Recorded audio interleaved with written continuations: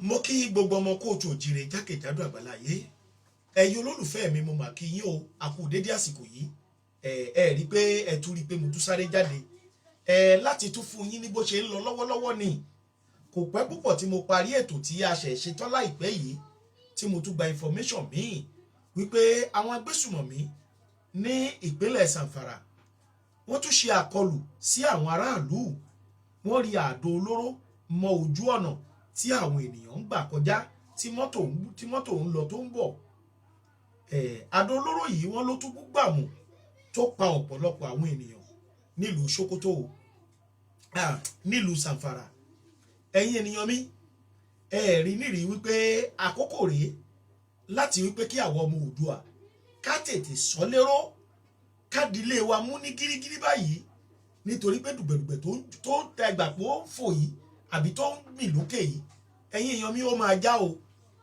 nítorí pé bá a ṣe sọ́nà rèé nígbà tí Donald Trump fi ohùn léde wípé òun bọ̀ ọ̀pọ̀lọpọ̀ nínú wọn ò nígbàgbọ́ o a kò gbà pé eré lásán ni ṣùgbọ́n gbà tó dé sìn látòrí pé ó dé púpọ̀ nínú àwọn èèyàn wa náà òtútù wọn tí ì gbéra o ohun tí àwọn olóṣèlú kan ń gbé kiri òun ni wọ́n ń tẹ̀lé o látàrí pé Trump ó ju àdó olóró síbi tí àwọn agbésùmọ̀mí ò sí oríṣiríṣi ni wọ́n ń gbé kiri ìlú Ọ̀fà ó tún ju bọ́ǹbù síbẹ̀ ìyẹn ni wọ́n ń pín kiri ẹ̀yin ènìyàn mi ẹ tètè sọjí o ohun tó ń bọ̀ yìí ó ní agbára o ohun tó ń bọ̀ yìí ó ní agbára o ẹ já wò báyìí wọ́n ju àdó olóró sí Sokoto àwọn agbésùmọ̀mí sá láti Sokoto wọ́n sá wọ Zamfara pẹ̀lú àwọn tó wà ńbẹ̀ wọ́n tún jọ fọwọ́sowọ́pọ̀ wọ́n tún rí bọ́ǹbù mójú ọ̀nà tí àwọn ènìyàn ń gbà kọjá láti tún ṣe àkọlù mìíràn tí wọ́n dẹ̀ tún ṣe é tó tún wà successful wọ́n tó ọ̀pọ̀lọpọ̀ ẹ̀mí tó bá lọ ẹ̀yin ènìyàn mi nígbà tí ìjọba Amẹ́ríkà bá tún gbé léyìí báyìí torí gbogbo nǹkan tó ṣẹlẹ̀ báyìí àwọn ìjọba Amẹ́ríkà ṣe mọ̀ pé wọ́n ti wà ńlẹ̀ wọ́n ti wà lórílẹ̀‐èdè Nàìjíríà already tí wọ́n wo bí gbogbo nǹkan ṣe ń lọ tí wọ́n dẹ̀ ń dá rìpọ́ọ̀tù padà sí ọ̀dọ̀ Donald Trump ṣe mọ̀ wípé tí wọ́n bá tún gbé àdó olóró mìíràn tí wọ́n bá tún jù bẹ́ẹ̀ sílùú Zamfara ṣe mọ̀ pé àwọn tó tún kù ń bẹ̀ wọ́n á tún sá lọ sí ìlú ibòmíràn kẹ́rẹ́kẹ́rẹ́ ẹ̀yin ènìyàn mi ìgbà wo ni wọn ò ní wọ South West nígbà tí àwọn ará bí bá tún gbọ́ pé wọ́n ti wọ South West ibi báyìí ni wọ́n tún wà tó tún ju àdó olóró ẹ̀yin ènìyàn wa ẹ wo eléyìí tí wọ́n ṣe ní Zamfara o bíi pé wọ́n gbẹ̀san ohun tó ṣẹlẹ̀ sí àwọn olórí wọn tí wọ́n ju àkàrà òyìnbó lù tí wọ́n ju bọ́ǹbù lù nílùú Sokoto ìdí nìyí tí mo fi ń pa àrọwà o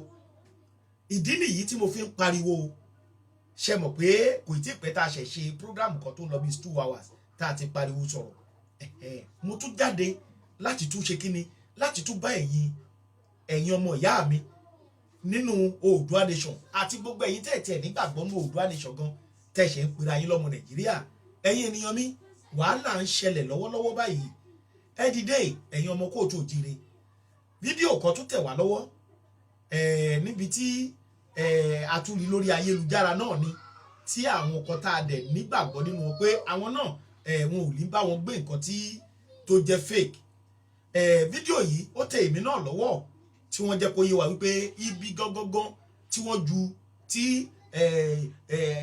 àwọn ọmọ ológun US tí wọ́n ju àkàrà tí wọ́n ju bọ́ǹbù lù ní ibùba àwọn agbésùmọ̀mí ohun rèé má fún yín ní fídíò yẹn tí ẹ máa rí ẹ̀yin ènìyàn wa ẹ má tún gbàgbé o láìpẹ́ yìí ní Kwara State wọ́n tún sọ ìlú mìíràn dáworo tí mo tún máa fún yín ní fídíò ẹ̀ ẹ̀yin ọmọ kóòtù òjìrè àkókò tá a wà yìí kì í ṣe àkókò tá a lè sọ pé patí rèé o àbí nǹkan kan rèé o ó dùn mí fáwọn èèyàn wa kan tó jẹ́ pé àkókò yìí báyìí ló yẹ kí gbogbo wa ká pe èrò pọ̀ ká mọ̀ bá ṣe máa ṣe èyí tí Donald Trump ń ṣe àwọn mélòó ni wọ́n pa òun ni wọ́n sì ń gbé kiri o tó yẹ kó dìde ń sìn ká tètè mọ ibi tá a jọ ń lọ tá a ń lọ gbogbo ẹ̀yin ọmọ Oòduà ẹ dìde o ẹ dìde o ẹ dìde o lè máa gbọ́ ó ṣẹlẹ̀ ní Libya ó ṣẹlẹ̀ ní kinní kan ó ti dé bá Nàìjíríà náà nìyẹn o ó ti dé bá Nàìjíríà náà nìyẹn so àwádẹ̀rẹ̀ èmi ò bá wọn káàánú Nàìjíríà o ẹ̀yin ọmọ ìyá tèmi lèmi káàánú fún o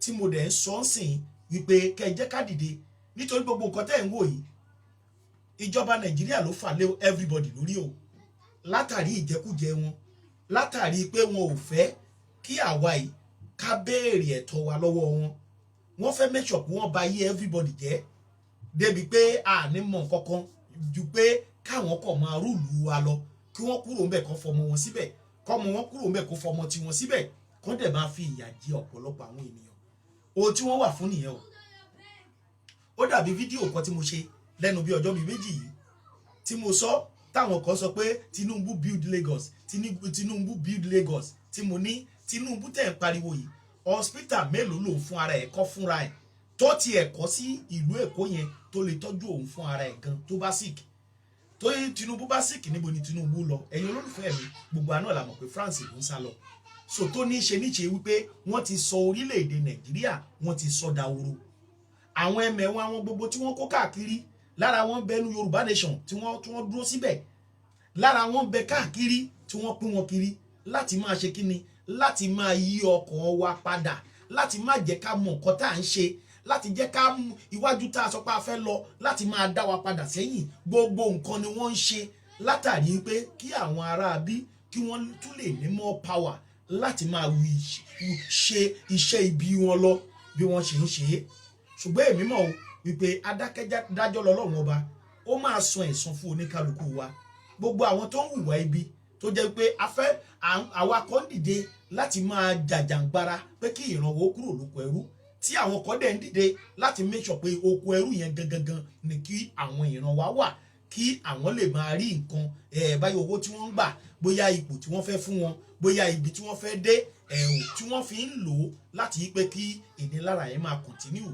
èmi believe pé láìpẹ́ láì jìnnà Olódùmarè á dá gbogbo wọn lẹ́jọ́ o ẹ̀yin ọmọ Oòduà ẹ wò ẹ má jẹ́ tàn yín wàhálà ti dé o wàhálà ti wà o wàhálà ti wà Gumi ó pariwo gbogbo wa náà láti gbọ́ nǹkan tí Gumi sọ tó ní gbogbo wa láti gbọ́ nǹkan tí Gumi sọ tó ń sọ fún wa wípé àwọn agbésùmọ̀mí ò lè fi Nàìjíríà sílẹ̀ pé ara wọn ni wá pé ara wọn ni wá àwa náà èèyàn wọn ni wọ́n pé àjọ lẹ̀pọ̀ ni adẹ̀jọ́ máa lẹ̀pọ̀ ni kò síbi kankan tí wọ́n ń lọ gbogbo alárí o pé Gumi fún ara ẹ̀ ti sọra ẹ̀ di president Nàìjíríà òun ló ń rule gbogbo aná la mọ̀ pé abẹ́ Fúlàní òun ni Nàìjíríà wà gbogbo alámọ̀ mo sọ lórí ètò lénìí mo tún sọ ń sìn Yorùbá tó bá sọ pé Yorùbá ló ní Nàìjíríà irọ́ ni wọ́n ń pa Yorùbá tó bá débẹ̀ tó bá pọ̀ fẹ́ jẹ tiẹ̀ gan ó lọ́bì jẹ́ ni kì í ṣe pé ó kọ̀ jẹ́ pẹ̀lú agbára ó lọ́bì jẹ́ ni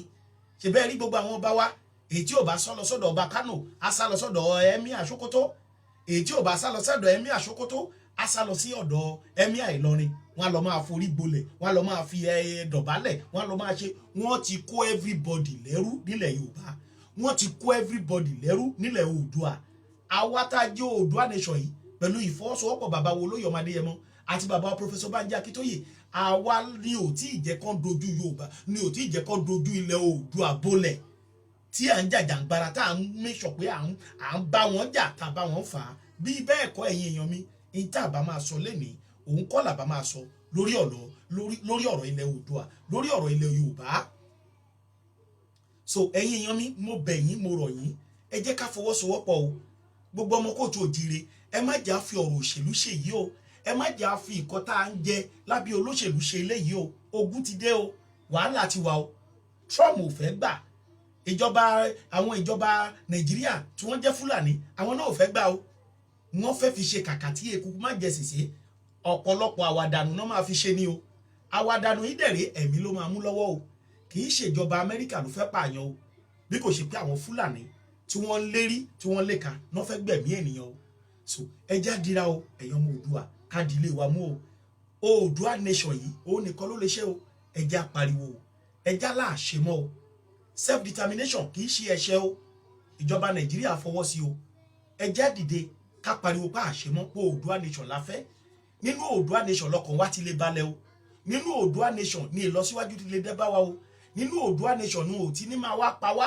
nípakúpa o nínú Oòduà nation làwọn ọba wa ti máa láṣẹ wọn padà o nínú Oòduà nation ní Ifá ti máa yan ọba tí ìṣe olóṣèlú mọ́ o nínú Oòduà nation ni wọn ò ní dictate góòlù lórí ilẹ̀ wa tí wọ́n máa kó àwọn Fúlàní wá pa wá mọ́lé o látàrí pé wọ́n fẹ́ jí kó nínú Oòduà nation ní gbogbo nǹkan wọ̀nyí ò ti ní ìṣẹ̀lẹ̀ o tó yẹ pé ìgbádùn yìí ló máa jẹ́ everybody àwọn ọmọdọ́mọ wa tó ń bọ̀ nínú Oòduà nation lọ́kọ̀ wa ti máa balẹ̀ táwọn bá dàgbà tá a bá lọ tán tá a fi máa mọ̀ pé àlàáfíà la fi lélẹ̀ o ṣùgbọ́n lọ́wọ́ tá a wà yìí tá a bá dìde tírú gbogbo wa tá a wà tá a lágbára láti jà yìí tá a fi ọ̀rọ̀ òṣèlú ṣe àbí pé a gbowó àbí pé wọ́n rán wa níṣẹ́ tá a bá fi ṣe tá a fi dàgbà tá a lọ ẹ̀yin èèyàn wa àrọ́mọdọ́mọ wa máa gbé wọ́n máa gbé wa ṣépè ní o wọ́n máa gbé wa ṣépè gidi pé kí làwọn bàbá wa ń wò ṣe mọ̀ pé àwọn bàbá wa tó ti lọ àṣẹ ń sọ̀rọ̀ wọn lónìí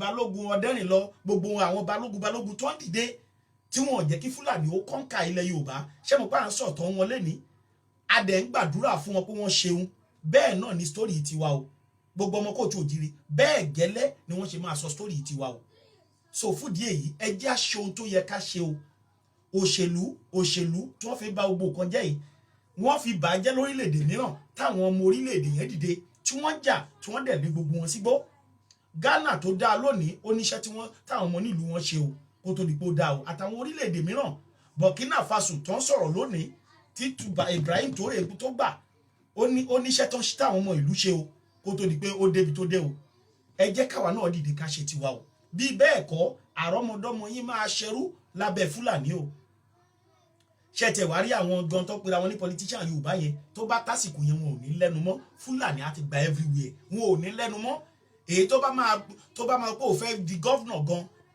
á lọ́bì á oríṣiríṣi á kìsì ẹsẹ̀ ẹ̀míà because gbogbo ìgbà yẹn kò ní sọ́ba mọ́ kò ní sí ọba kankan mọ́ so gbogbo nǹkan wọ̀nyí ló ń wà wájú o ohun ládẹ tí ríta fi ń pariwo ẹ já dìde wẹ̀yàn ọmọ aládé ẹ já dìde kó tó pẹ́jù o ẹ̀yin ènìyàn mi ẹ farabalẹ̀ ẹ jájọ wo àwọn fídíò yìí.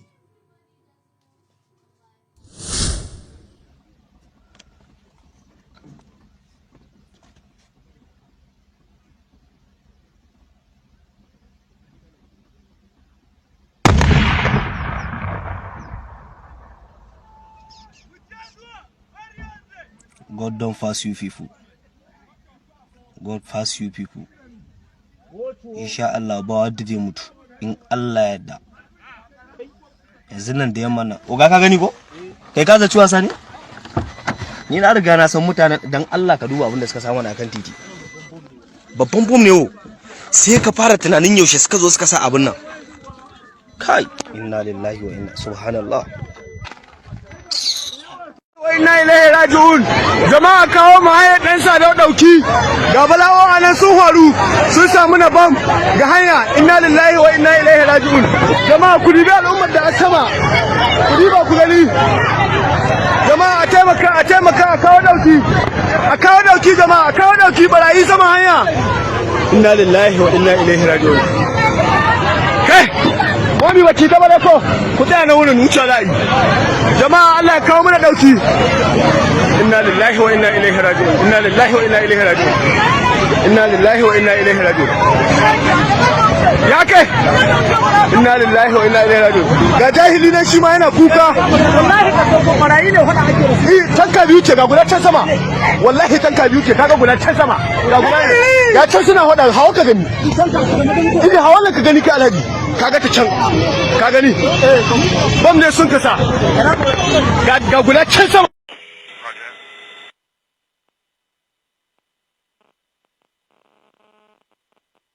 I'll be breaking out to the left.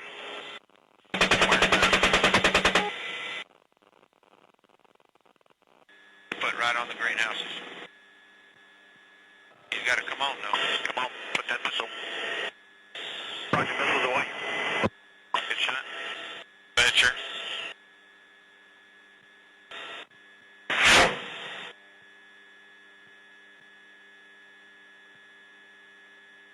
Good hit. Okay, we should clear and go back. Target's destroyed. And breaking left, not to overfly.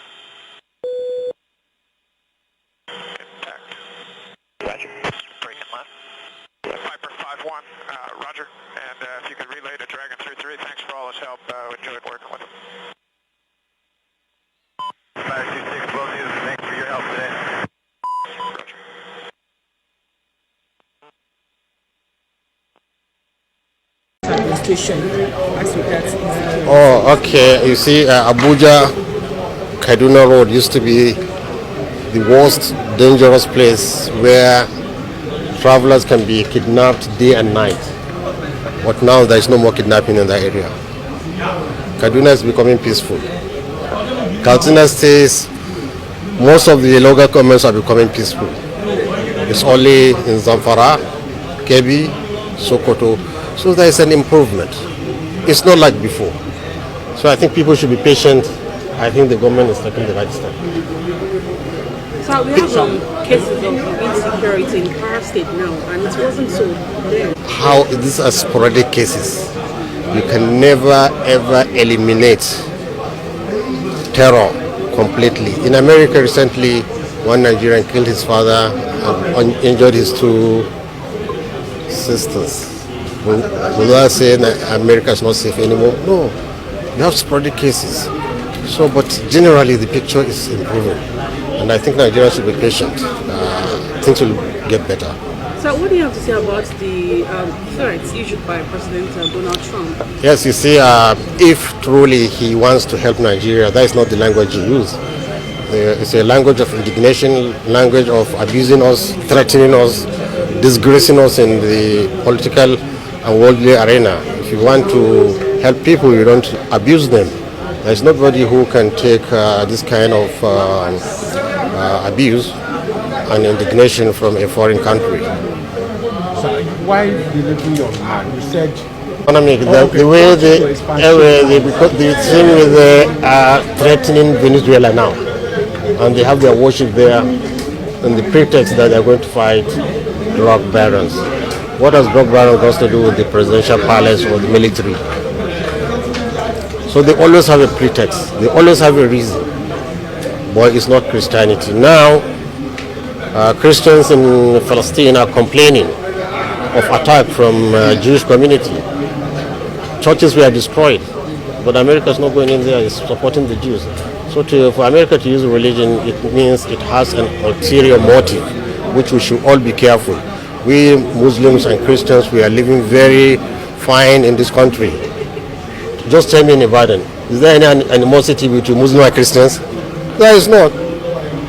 So how can we allow a foreigner, a colonist, an imperialist to come and divide us on false pretense, and when we know they want our resources? Let me tell you one thing. Zamfara State, I'm from Zamfara State. There is a lot of gold in Zamfara and other minerals. It's not only the southern state they are greedy about, even in the north. There are a lot of rare minerals, lithium and other things, cobalt, that they want. So when they come and divide us, we become so weak, we cannot protect our nation, and they take away. When you go, there's one in the past, one very religious Christian who went to London. He said when he went to London, he was shocked. They came here preaching about this and that and that. When he went there, he saw that they are just enjoying their lives. This is just exactly, if you go to America, they're just enjoying their lives. So we should not allow religion to be used. As well, I will not allow Islam to be used by any foreign nation or the Arab world to come here and divide us. Because when you go there to... Top of the day, ladies and gentlemen, I hope this meets you well.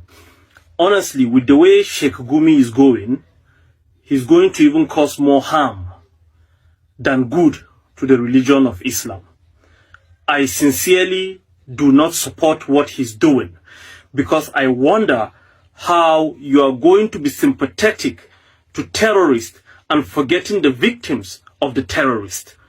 How can we continue like this?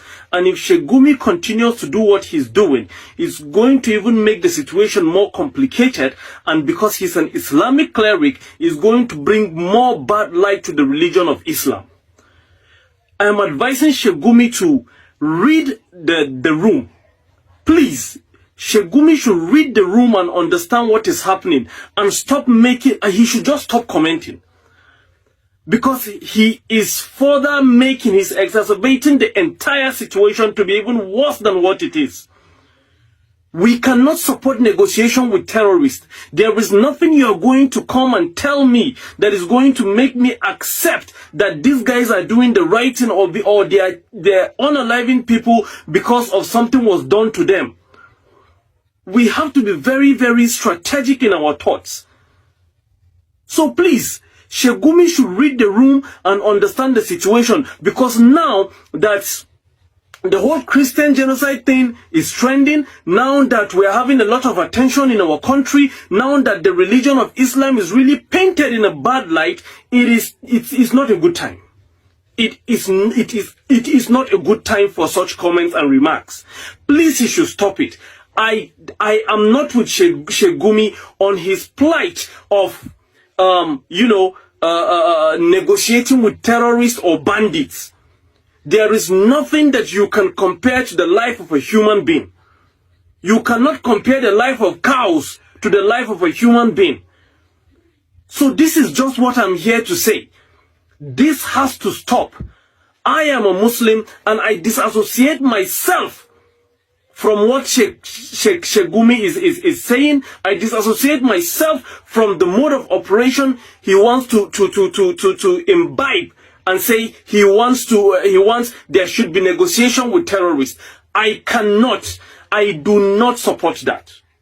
I do not support that. You cannot be a terrorist apologist and you are going to expect us as Muslims to support that type of ideology.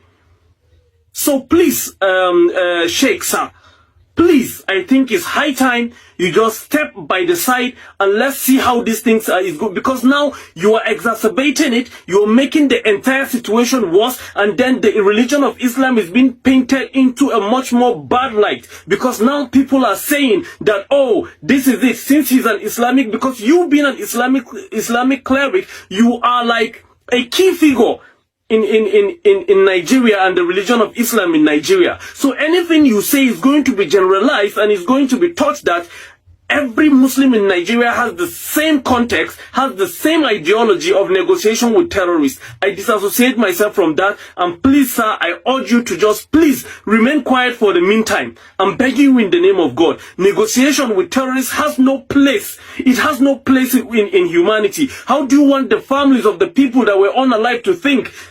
How do you want them to feel and think? Please, sir, this should stop. Thank you. Peace and love. I am so happy to see someone who told Sheikh Gumi the absolute truth to his face.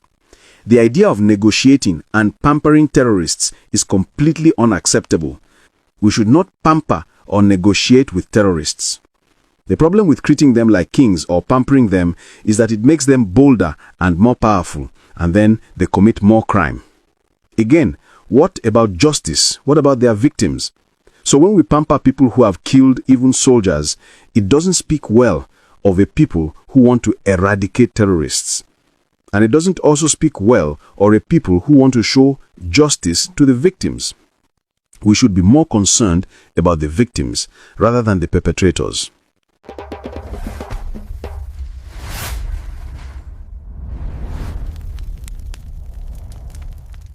You dey find real Yoruba gist, culture, truth and vibes. Na here e dey. Arole Baba 1010 Media, no dollar. Subscribe, sharp sharp.